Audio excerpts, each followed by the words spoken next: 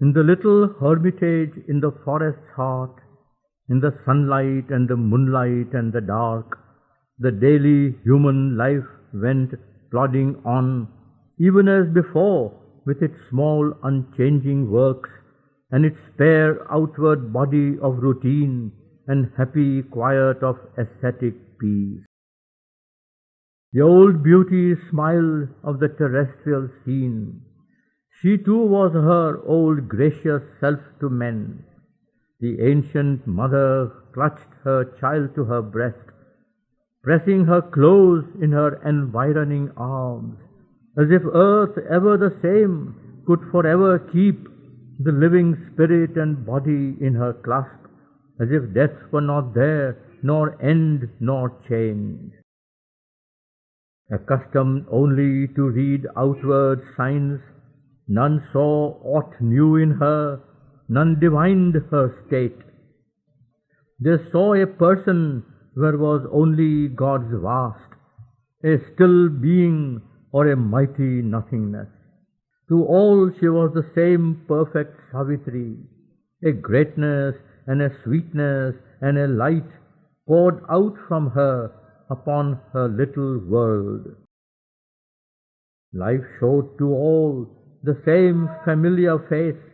Her acts followed the old unaltered round. She spoke the words that she was wont to speak, and did the things that she had always done. Her eyes looked out on earth's unchanging face. Around her soul's muteness all moved as of old. A vacant consciousness watched from within, empty of all but bare reality. There was no will behind the word and act, no thought formed in her brain to guide the speech. An impersonal emptiness walked and spoke in her, something perhaps unfelt, unseen, unknown, guarded the body for its future work, or nature moved in her old stream of force. Perhaps she bore, made conscious in her breast, the miraculous nihil origin of our souls, and source and sum of the vast world's events, the womb and grave of thought, a cipher of God, a zero circle of being's totality. It used her speech and acted in her acts. It was beauty in her limbs, life in her breath. The original mystery wore her human face. Thus was she lost within to separate self. Her mortal ego perished in God's night. Only a body was left, the ego's shell, afloat mid drift and foam of the world's sea. A sea of dream watched by a motionless sense in a figure of unreal reality. An impersonal foresight could already see in the unthinking knowledge of the Spirit. Even now it seemed nigh done, inevitable, the individual die, the cosmos pass. These gone, the transcendental grew a myth, the Holy Ghost without the Father and Son, or a substratum of what once had been, being that never willed to bear a world, restored to its original loneliness, impassive soul, silent, intangible. Yet all was not extinct in this deep loss. The being travelled not towards nothingness. There was some high surpassing secrecy, and when she sat alone with Satyavan, her moveless mind with his that searched and strove, in the hush of the profound and intimate night, she turned to the face of a veiled, voiceless truth, hid in the dumb recesses of the heart, or waiting beyond the last peak climbed by thought. Unseen itself, it sees the struggling world, and prompts our quest, but cares not to be found out of that distant, vast, came a reply. Something unknown, unreached, inscrutable, sent down the messages of its bodiless light, cast lightning flashes of a thought not ours, crossing the immobile silence of her mind. In its might of irresponsible sovereignty, it seized on speech to give those flamings shape, made beat the heart of wisdom in a word, and spoke immortal things through mortal lips. Or listening to the sages of the woods, in question and in answer broke from her high strange revealings impossible to men. Something or someone secret and remote took hold of her body for his mystic use. Her mouth was seized to channel ineffable truths, knowledge unthinkable found an utterance. Astonished by a new enlightenment, invaded by a streak of the Absolute, they marveled at her, for she seemed to know what they had only glimpsed at times afar. These thoughts were formed not in her listening brain.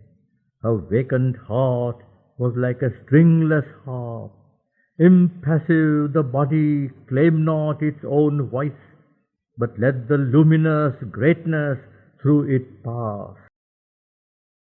A dual power at being's occult poles still acted, nameless and invisible.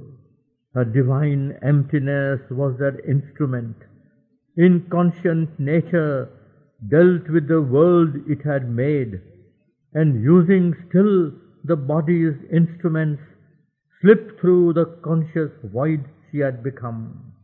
The superconscient mystery through that void missioned its word to touch the thoughts of men. As yet this great impersonal speech was rare, but now the unmoving wide spiritual space in which her mind survived tranquil and bare admitted a traveler from the cosmic breadths. A thought came through, draped as an outer voice. It called not for the witness of the mind. It spoke not to the hushed, receiving heart. It came direct to the pure perception seat and only center now of consciousness, if center could be where all seemed only space. No more shut in by body's walls and gates, her being a circle without circumference, already now surpassed all cosmic bounds and more spread into infinity. This being was its own unbounded world, a world without form of feature or circumstance. It had no ground, no wall, no roof of thought, yet saw itself and looked on all around in a silence motionless and illimitable. There was no person there, no centered mind, no seat of feeling on which beat events or objects wrought and shaped reactions stress. There was no motion in this inner world. All was a still and even infinity. In her, the unseen, the unknown waited his hour.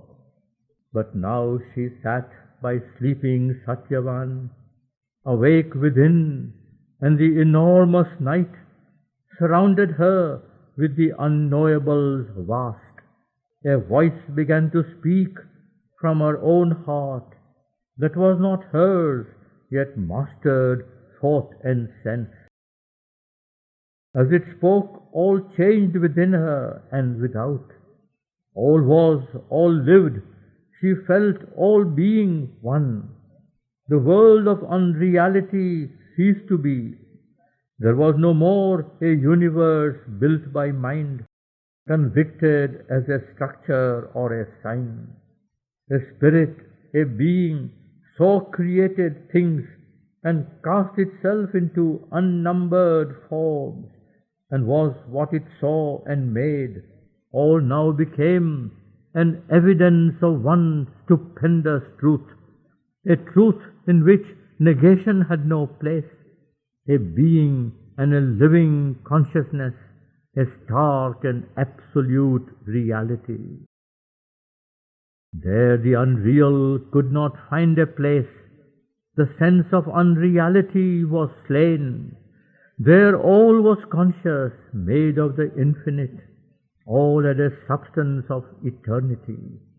Yet this was the same indecipherable. It seemed to cast from it universe like a dream, vanishing forever into an original void. But this was no more some vague, ubiquitous point or a cipher of vastness in unreal naught. It was the same, but now no more seemed far to the living clasp of her recovered soul.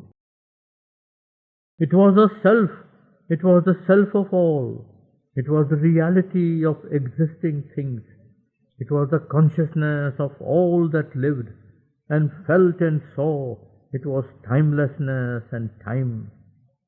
It was the bliss of formlessness and form. It was all love and the one beloved's arms. It was sight and thought in one all-seeing mind. It was joy of being on the peaks of God. He passed beyond time into eternity, slipped out of space and became the infinite. Her being rose into unreachable heights and found no end of its journey in the self. It plunged into the unfathomable deeps and found no end to the silent mystery that held all world within one lonely breast, yet harbored all creation's multitude. She was all vastness and one measureless point. She was a height beyond heights, a depth beyond depths. She lived in the everlasting and was all that harbors death and bears the wheeling hour. All contraries were true in one huge spirit, surpassing measure, change and circumstance, an individual, one with cosmic self, in the heart of the transcendence miracle and the secret of world personality, was the Creator and the Lord of all. Mind was a single innumerable look upon himself and all that he became. Life was his drama and the vast a stage. The universe was his body, God its soul. All was one single immense reality, all its innumerable phenomenon. Her spirit saw the world as living God. It saw the One and knew that all was He. She knew Him as the absolute self-space, one with herself and ground of all things here, in which the world wanders seeking for the truth, guarded behind its face of ignorance. She followed Him through the march of endless time. All nature's happenings were events in her. The heartbeats of the cosmos were her own. All beings thought and felt and moved in her. She inhabited the vastness of the world. Its distances were her nature's boundaries, its closenesses her own life's intimacies. Her mind became familiar with its mind. Its body was her body's larger frame, in which she lived and knew herself in it, one multitudinous in its multitudes. She was a single being, yet all things. The world was her spirit's wide circumference. The thoughts of others were her intimates. their feelings close to her universal heart, their bodies, her many bodies, kin to her. She was no more herself, but all the world. Out of the infinitudes all came to her. Into the infinitudes sentience she spread. Infinity was her own natural home. Nowhere she dwelt, her spirit was everywhere. The distant constellations wheeled round her. Earth saw her born. All worlds were her colonies. The greater worlds of life and mind were hers. All nature reproduced her in its lines. Its movements were large copies of her own. She was the single self of all these selves. She was in them, and they were all in her. This first was an immense identity, in which her own identity was lost. What seemed herself was an image of the whole. She was a subconscient life of tree and flower, the outbreak of the honeyed buds of spring. She burned in the passion and splendor of the rose. She was the red heart of the passion flower, the dream white of the lotus in its pool. Out of subconscient life she climbed to mind. She was thought and the passion of the world's heart. She was the Godhead hid in the heart of man. She was the climbing of his soul to God. The cosmos flowered in her. She was its bed. She was time and the dreams of God in time. She was space and the wideness of his days. From this she rose where time and space were not. The superconscient was her native air. Infinity was her movement's natural space. Eternity looked out from her on time.